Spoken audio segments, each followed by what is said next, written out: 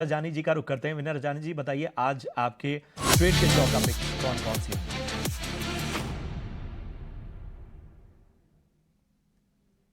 बाद पिछले 15-20 मिनट में बहुत हलचल मच गई और काफ़ी लेवल्स चेंज हो गए हैं। तो दर्शक मित्रों से यही निवेदन रहेगा कि ज़्यादा एग्रेसिव ट्रेड नहीं करना चाहिए, क्योंकि अभी ट्रेंड थोड़ा रिवर्स हुआ है और वॉलेटिलिटी बहुत बढ़ गई है और स्टॉप लॉस आपके आराम से कट सकते हैं, जिस तरह की पिछले 15 मिनट में मूव आई है।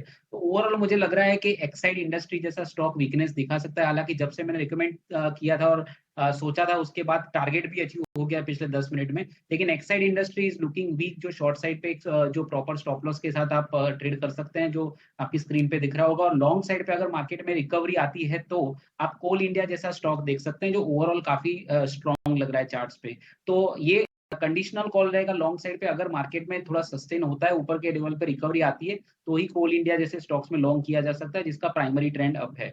तो शॉर्ट साइड पे एक्साइड इंडस्ट्री और लॉन्ग साइड पे कोल इंडिया, वो भी कंडीशनल बेसिस पे।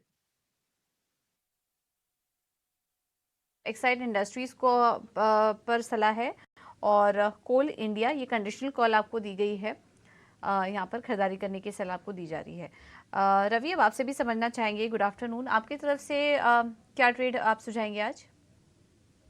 देखिए, बिल्कुल सही कहा। यहाँ पर मार्केट की वोलेटिलिटी ने लेवल्स काफी चेंज किए हैं, लेकिन एक स्टॉक यहाँ पर अभी भी बाई के लिए अच्छा लग रहा है, वो है रेडिको।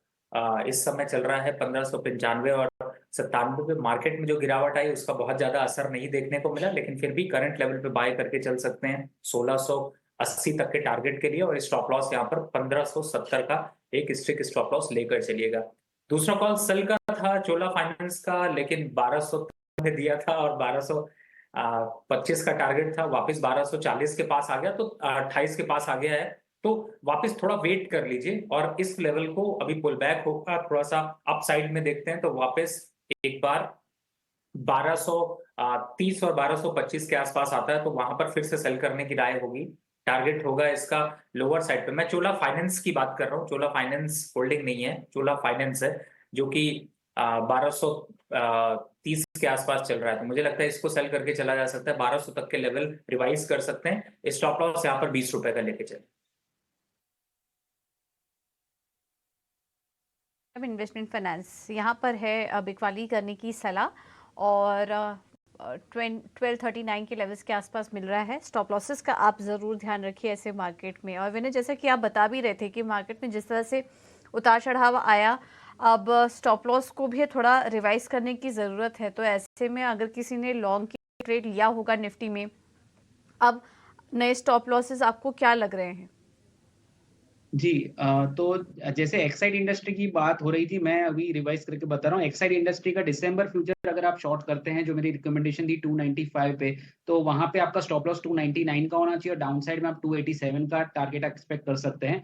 कोल इंडिया में अगर आप बाय करके चलते हैं, तो 360 जो मेरी रिकमेंडेशन बाय करने की थी। हालांकि मार्केट का सपोर्ट काफी जरूरी है, बट जिस तरह की वॉलेटिलिटी है, हमको कंडीशनल बाय रखना पड़ेगा। तो अगर इस लेवल पे मार्केट यहाँ से रिकवरी आती है, तो कोल इंडिया लॉन्ग कर सकते हैं 360 के करीबन। स्टॉप लॉस 354 का रहेगा और अपसाइड में 368 के करीबन आप ट्रेडिंग में प्रॉफिट बुक कर सकते हैं। ठीक है, तो ये जो सलाह है वो इन स्टॉक्स पर आपको मिलती हुई, और चूंकि बाजार ने करवट ली है, तो जाहिर सी बात है रणनीति भी बदलने की आवश्यकता है। लेकिन ज़रा फोकस करेंगे